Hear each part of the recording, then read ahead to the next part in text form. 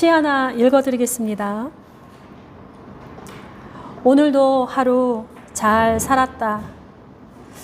굽은 길은 굽게 가고 곧은 길은 곧게 가고 막판에는 나를 싣고 가기로 되어 있던 차가 제 시간보다 일찍 떠나는 바람에 걷지 않아도 좋을 길을 두어 시간 땀 흘리며 걷기도 했다. 그러나 그것도 나쁘지 않았다. 걷지 않아도 좋은 길을 걸었으므로 만나지 못했을 뻔했던 싱그러운 바람도 만나고 숲을 사이 빨갛게 익은 멍석딸기도 만나고 해 저문 개울가 고기 비늘 찍으러 온 물총새 쪽빛 날갯짓도 보았으므로. 나태주 시인의 사는 일이라고 하는 시입니다. 굽은 길은 굽게 가고 곧은 길을 곧게 갈 수 있는 것도 하나님의 은혜가 있기 때문이 아닌가 싶습니다. 선하신 하나님께서 오늘도 우리에게 은혜 주시기를 바랍니다. 37장에서 시작되어서 창세기의 마지막까지 진행되는 야곱과 그의 아들들의 이야기는 요셉이 처음부터 전면에 굵은 선으로 등장하고 그가 애굽의 노예로 팔리기까지는 속도감 있게 흘러갔습니다. 그런데 요셉에 집중되어 있던 이야기가 갑자기 다른 지형을 만나듯 느려지고 엉뚱한 방향으로 꺾여 들어갑니다. 오늘의 본문 38장은 앞뒤 본문들과 무관한 듯 뜬금없어 보이고 그 내용에 있어서는 조금 당황스럽기까지 합니다. 전체 이야기에 영향을 주지 않는 듯한 이 난해한 장은 수수께끼처럼 홀로 우뚝 서 있습니다. 그럼에도 야곱과 그의 아들들의 이야기라고 하는 문맥 안에서 이 38장은 요셉에게 쏠린 긴장감을 잠시 유다에게로 환기시키고 있으며 앞으로 진행될 형제들의 이야기 속에서 유다의 역할을 주목하게 합니다. 비록 미워했던 배다른 동생이지만 의기투합하여 요셉을 죽은 사람으로 만들어 놓았던 그 사건은 형제들 간에도 적지 않은 파열음과 상처를 그리고 죄책감을 남겼을 것이고 아무 일 없듯이 덮어버린 침묵의 시간은 형제들을 흩어놓았을 것입니다. 시간이 흐릅니다. 야곱의 넷째 아들 유다는 자기 형제들로부터 떠나 내려갑니다. 떠나 내려가다라고 하는 표현이 왠지 불길한 뉘앙스를 좀 풍기고 있습니다. 유다는 아둘람과 딥나 지역에 거주하면서 양을 치고 결혼을 합니다. 아들 셋을 낳았고 그 아들은 장성합니다. 유다의 큰 아들을 위한 며느리를 맞이하는데 이름이 다말입니다. 유다의 아내의 이름은 어디에도 없는데 며느리의 이름이 등장하는 것을 보면 38장의 이야기가 유다와 다말의 이야기라고 하는 것이 쉽게 파악됩니다. 첫 아들이 자녀가 없이 죽자 유다는 당시의 수혼 관습대로 다말을 자신의 둘째 아들과 혼인하게 합니다. 그도 자녀가 없이 죽습니다. 유다는 셋째 아들도 그와 같이 죽을까 하여서 다말을 친정으로 보냅니다. 셋째 아들이 장성하기까지 친정에서 기다리면 후에 그의 아내가 되게 하겠다 약속합니다. 시간이 흐릅니다. 유다의 아내가 죽습니다. 셋째 아들 셀라는 장성하고 다말은 잊혀진 듯 사라집니다. 양털을 깎는 어느 날 유다는 딥나 거리를 지나고 거리에서 만난 창녀와 하룻밤을 지냅니다. 하룻밤의 화대로 염소 새끼 하나를 약속하고 그 담보물로 그의 도장과 끈과 지팡이를 내어줍니다. 후에 친구를 통해 염소 새끼 하나와 자신의 담보물을 바꾸려 하지만 그 창녀를 찾지 못했고 3개월이라고 하는 시간이 또 흐릅니다. 그런데 유다의 귀에 불경한 소리가 들려옵니다. 수절하고 있던 며느리 다말이 임신했다라고 하는 소식입니다. 이에 유다는 분노하고 다말을 끌어내어 불사르라 모질게 사형 선고를 내립니다. 이에 다말이 끌려가며 말합니다. 이 도장과 끈과 지팡이의 주인으로 말미암아 내가 임신하였노라. 유다가 자신의 것임을 알아보고 뼈아픈 고백을 합니다. 그는 나보다 옳도다.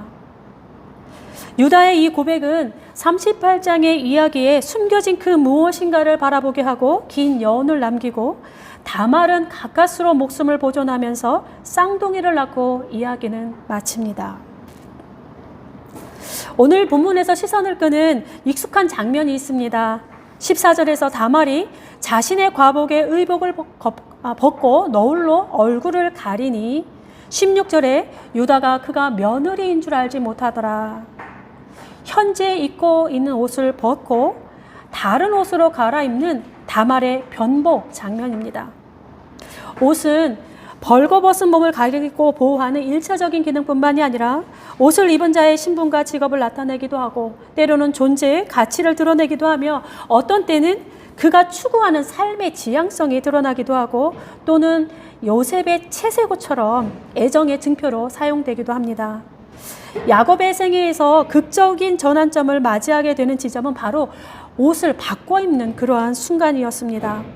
무엇인가 취하고 싶은 욕망이 가장 극대화되고 그 목표가 명확해졌을 때 야곱이 그랬는데 그의 가족들 역시 그의 길을 따르는 사람들처럼 다른 옷으로 갈아입습니다. 야곱은 형 에서의 장자권을 위해 에서의 옷을 입었고 레아는 야곱의 아내가 되기 위해 라헬이 입었어야 할 신부의 옷을 입었고 야곱의 아들들은 짐승의 피를 묻힌 요셉의 옷을 아버지 야곱에게 가져갔고 오늘 다말은 과부의 옷을 벗고 창기의 옷을 입으며 유다를 기다렸습니다. 야곱의 가족사에서 이 옷 갈아입기는 언제나 자신을 숨기고 다른 이의 눈을 가리게 하며 자신의 목적을 취하는 교활한 도구로 사용되어져 왔습니다. 이러한 옷 입기는 창세기 3장으로 거슬러 올라갑니다. 인간이 처음 옷을 입게 된 것은 선악과를 따먹은 직후입니다. 하나님께서 금하신 동산 중앙에 있는 나무의 열매를 먹고 난 후 아담과 하와의 눈이 밝아진 다음에 가장 먼저 발견한 것은 자신들이 벗었다라고 하는 사실과 그로 인한 두려움이었습니다. 이 두려움은 자신들을 가릴 옷을 만들게 하였고 하나님의 낯을 피하여 숨도록 하였습니다. 이후 하나님은 이들이 지어 입은 무화과 나무 잎 대신 가죽옷으로 갈아입혀 주십니다. 이처럼 옷은 처음부터 자신을 가리고자 하는 죄의 특성을 본질적으로 담고 있어서 우리의 죄와 두려움을 상기시키는 동시에 가죽옷으로 바꿔주신 하나님의 손길, 하나님의 은총을 드러내는 표징이 되기도 합니다. 야곱의 가족사에서 옷을 바꿔 입는 행위 역시 이들의 죄와 미래에 대한 두려움을 상기시킬 뿐만이 아니라 가죽옷으로 새로 갈아입혀 주시는 하나님의 은총도 숨겨져 있음을 우리가 보게 됩니다. 이 옷 바꿔 입기를 통한 속임수가 본문에서는 유다를 제대로 한 방 먹입니다. 눈이 가려지고 말이 살짝 비틀어지니 제대로 생각하지 못하고 유다는 거리낌 없이 육체의 본능을 따라 행합니다. 야사에서나 들을 수 있을 법한 이 천박한 이야기가 우리가 생각하지 못한 말로 결론 지어집니다. 유다가 이리 선언했습니다. 그는 나보다 옳도다. 막장 드라마와 같은 유다와 다말의 이야기에서 창세기의 화자는 다말의 속임수와 비도덕적인 행위에 대하여 도덕적인 판단은커녕 유다의 입을 통해서 다말이 옳다고 선언하고 있습니다. 표면적으로는 도대체 이해가 되지 않는 그러한 부분입니다. 유다와 다말의 이야기는 룻기 4장에서 정확하게 한 번 더 거론이 됩니다. 성경의 본문이 이야기를 어떻게 보고 있는지 좀 더 분명히 알 수 있는데 보아스와 룻이 결혼하게 되는 장면에서 모든 백성들과 장로들이 덕담을 합니다. 여호와께서 이 젊은 여자로 말미암아 내게 상속자를 주사 내 집이 다말이 유다에게서 낳아준 베레스의 집과 같게 되기를 원하노라. 이는 분명 축복의 말입니다. 그리고 이 축복 속에서 다말은 칭찬받는 여인으로 등장하고 있습니다. 당시의 사회법으로 따지면 지금 다말의 행위는 유다의 처음 말처럼 끌어내어 불태워지는 형벌을 받아야 합니다. 그런데 이 난잡한 이야기의 주인공이 룻기에서는 본받을 만한 여인으로 칭송받고 있습니다. 그렇다고 해서 창세기의 화자가 다말을 미화시키거나 속임수로 인한 그 행위를 옳다 하는 것은 분명 아닐 것입니다. 표면적인 사건과의 결이 다르게 이야기의 중심을 다말의 행위가 아니라 유다의 행함에 맞추고 있을 뿐입니다. 사회적인 간섭과 굴레는 다말의 이 행위에 놀라게 되지만 하나님께서 드러내시는 무죄와 유죄의 판결은 유다가 다말에게 행한 것을 기준 삼고 있습니다. 유다가 말했습니다. 그는 나보다 옳도다. 여기서 옳도다라고 하는 것은 의라고 하는 히브리어 단어가 쓰였는데, 의라는 단어의 어근은 본래 윤리적인 도덕적인 규범을 가리키는 말입니다. 특히 구약에서는 하나님의 뜻과 성품을 의미하고, 본문에 사용된 의는 구원의 개념과 함께 나타나는 단어입니다. 하나님의 의라고 할 때에 당신의 백성을 구원하시는 분으로 묘사되고, 특히 이 의는 고난받는 종이 죄인들의 죄를 대신 짊어짐으로 죄인을 의롭게 했다는 이사야 53장의 말씀과 깊이 연관을 맺고 있습니다. 또한 이 공의는 관계성을 의미하는 것인데, 이는 계약 개념에서 의와 구원으로 연결되고 있습니다. 그러니까 유다가 말한 이 의는 계약의 신실함으로써 계약의 약속들을 실행하는 것입니다. 유다가 옳다 선언한 의는 새로운 질서로서 구원과 약속의 개념과 함께 보아야 합니다. 본문과 룻기의 주자가 되는 이 수원에 대해서 다루고 있는 것이 한 군데 더 있습니다. 신명기 25장에서 꽤 길게 다루고 있습니다. 신명기는 언약의 말씀으로서 모세의 설교들인데, 헌법과 같은 위치에서 구약의 토대가 되는 가르침입니다. 땅을 딛고 살아가야 하는 하나님의 백성으로서의 삶을 구체적으로 다루고 있습니다. 신명기 25장은 이스라엘이 언약을 어떻게 살아낼 것인가 라고 하는 부분입니다. 그거의 마지막 장인데, 여기에서 수혼의 문제가 구체적으로 다루어지고 있습니다. 고대 근동의 문화와 오늘 우리의 현재는 많이 다르지만 당대에는 이 수혼의 문제가 꽤 중요한 것이었습니다. 당시 여성의 존재는 남편과 아들에게 모두 의존되어 있던 시대입니다. 아들이 없으면 사회적인 수치였고, 남편이 없는 것은 안전한 울타리가 없는 것과 같았습니다. 둘 다 없다라고 하는 것은 생명의 보존을 약속할 수 없으며 사회적으로는 잊혀지는 존재가 된다는 사실입니다. 때문에 수혼에 대한 법의 중심은 과부들을 지키기 위한 것이라 볼 수 있습니다. 사회적으로 가장 약자의 자리로 내려가는 과부들, 사회적인 관심과 공동체적인 돌봄 없이는 생계조차 이어갈 수 없었기 때문에 가장 먼저는 가족들이 그녀를 책임져야 했습니다. 가장 좋은 것은 그녀에게 다시 가정을 만들어주는 일이었습니다. 그래서 신명기 25장은 이를 남편의 형제된 의무라 이렇게 명명했고, 그 의무를 반드시 지킬 것을 명시하고 있습니다.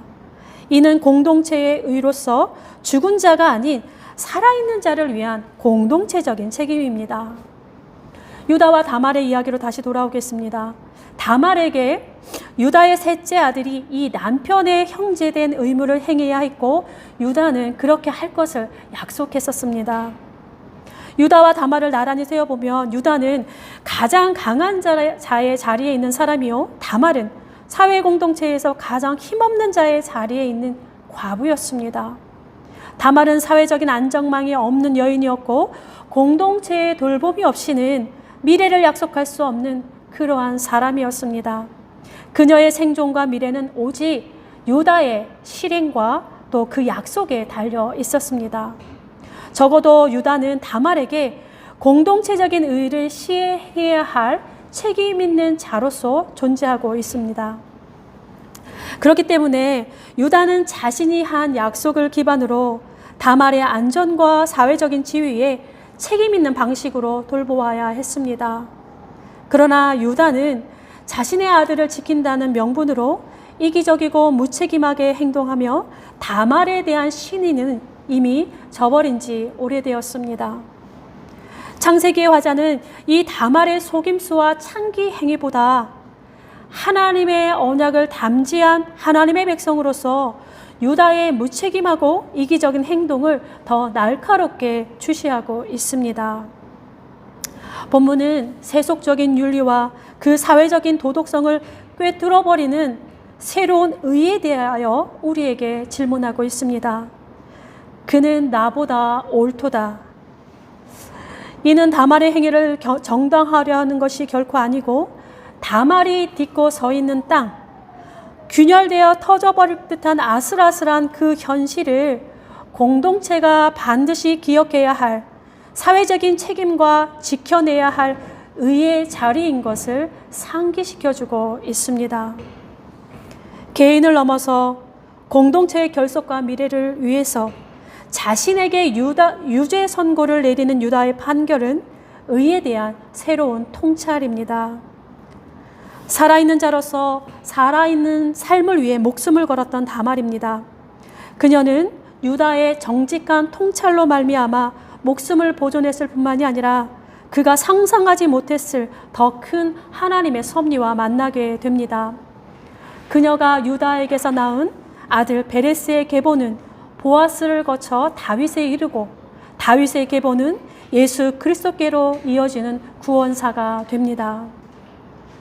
사회 경제적 정의 문제에 대해서 새로운 질문을 하는 이 새로운 의인은 하나님의 부르심에 담긴 너로 인하여 모든 민족이 복을 얻을 것이라고 하는 말씀을 다시 숙고하게 합니다.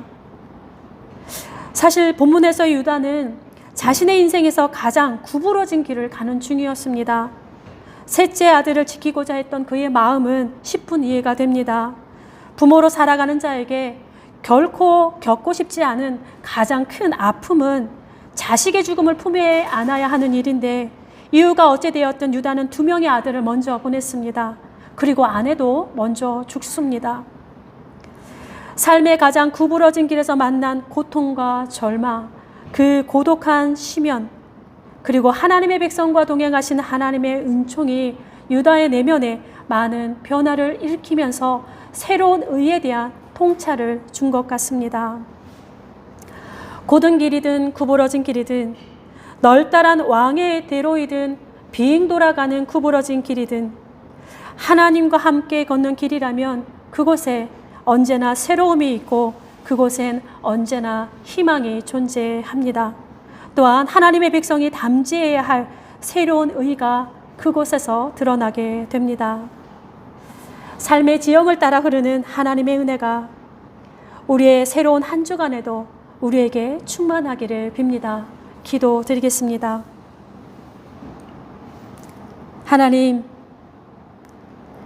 하나님은 어떤 분이십니까? 거칠고 굴곡진 우리의 삶의 지형을 따라 찾아오시는 하나님을 더 깊이 알기 원하는 또 하나의 유다가 있으며 또 하나의 다말이 여기 주 앞에 있습니다. 주께서 우리의 등불이 되어주심으로 우리의 흑암이 물러가게 하시고 주의 온유하심으로 우리의 좁음이 넓어지게 하옵소서. 육체의 소욕을 따르는 우리의 이기심을 깨뜨리시고 우리를 통해 이루고자 하신 하나님의 새로운 의가 깨닫게 하옵소서. 인애와 진리가 만나는 그곳에 우리의 작은 삶이 사용되게 하시고 의와 화평이 서로 입맞추는 그곳에 책 읽는 교회가 있게 하옵소서. 우리의 길이 되어주신 예수 그리스도의 이름으로 기도드립니다. 아멘.